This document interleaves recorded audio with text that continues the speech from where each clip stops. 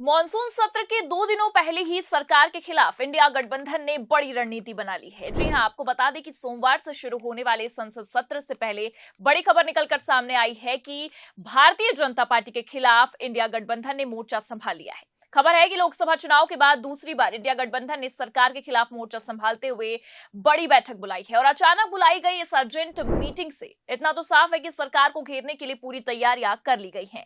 नमस्कार, आप देखना शुरू कर चुके हैं 4 PM न्यूज नेटवर्क और मैं हूं आपके साथ प्रगति ठाकुर। अचानक से इंडिया गठबंधन का अर्जेंट मीटिंग बुलाना, वो भी संसद के 2 दिन पहले, ये साफ जाहिर करता है कि कुछ बड़ा होने वाला है, जो सरकार के लिए गले की फांस भी जल्द बनने वाला है। पहले आप ये खबर देखिए, इसमें लिखा भी है मोर्चाबंदी की ऑनलाइन तैयारी, संसद सत्र से पहले इंडिया गठबंधन के नेताओं की बड़ी बैठक। तो खबर देखकर यह साफ समझ में आ रहा है कि सरकार के खिलाफ मोर्चाबंदी करने के लिए विपक्ष ने, इंडिया गठबंधन ने तगड़ी तैयारी कर रखी है।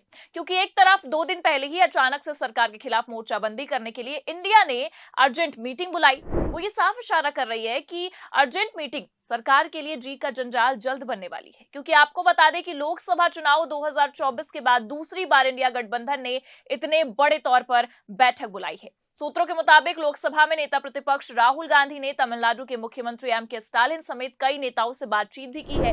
कांग्रेस महासचिव KC वेणुगोपाल ने भी सभी दलों के नेताओं को कांग्रेस अध्यक्ष मल्लिकार्जुन खड़गे के घर होने वाली इस बैठक में बुलाया था। ये बैठक ऐसे वक्त हो रही है जब मॉनसून सत्र शुरू होने वाला है और बिहार में मतदाता सूची की विशेष पुनरीक्षण प्रक्रिया यानी कि SIR को लेकर घमासान भी मचा हुआ है। हालांकि आपको बता दें कि अंदाजा पहले से लग गया था कि इंडिया गठबंधन सरकार के खिलाफ एक बड़े खेल की तैयारी में है, क्योंकि सरकार को घेरने के लिए गठबंधन के पास इस बार कई मुद्दे हैं, चाहे वो पहलगाम का आतंकी हमला हो या फिर बिहार में मतदाता सूची पुनरीक्षण का मामला हो। ये सब मुद्दे सरकार को पूरी तरह से घेरने के लिए काफी हैं।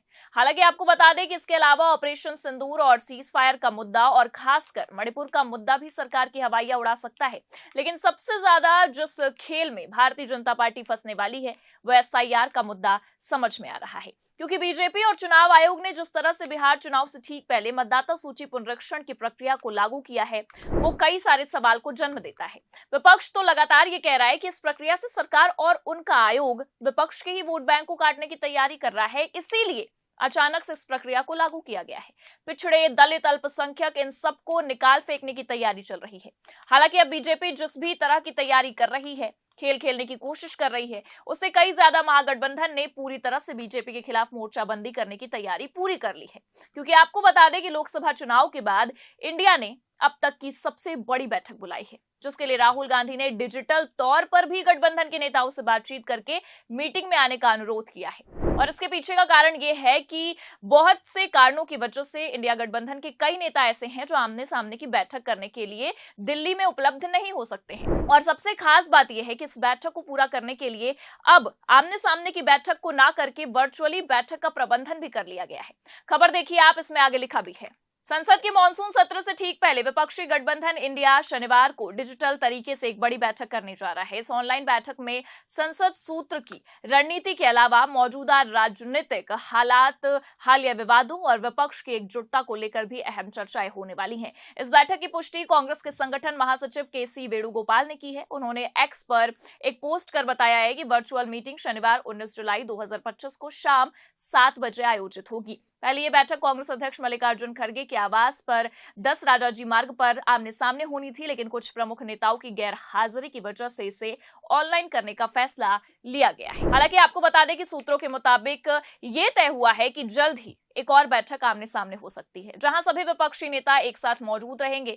फिलहाल तृणमूल कांग्रेस की 21 जुलाई को कोलकाता में प्रस्तावित रैली के कारण उनके नेता अगले कुछ दिन तक दिल्ली में नहीं रहेंगे। इसी वजह से डिजिटल बैठक का विकल्प चुना गया है। तेजस्वी यादव ने भी इस बारे में पहले ही पुष्टि कर दी थी पटना में कि शनिवार को इंडिया गठबंधन की बैठक होने जा रही है, जिसमें तमाम रणनीतियों पर चर्चा होने वाली है। फिलहाल जिस तरह से इंडिया गठबंधन फुल ऑन एक्टिव नजर आ रहा है, वो ये साफ दिखा रहा है कि आने वाले दिनों में, आने वाले संसद सत्र में बीजेपी की हवाइयां पूरी तरह से उड़ने वाली हैं। और सबसे खास बात कि भारतीय जनता पार्टी के खिलाफ इंडिया गठबंधन का हर एक नेता मोर्चाबंदी करने के लिए तैयार भी हो गया है।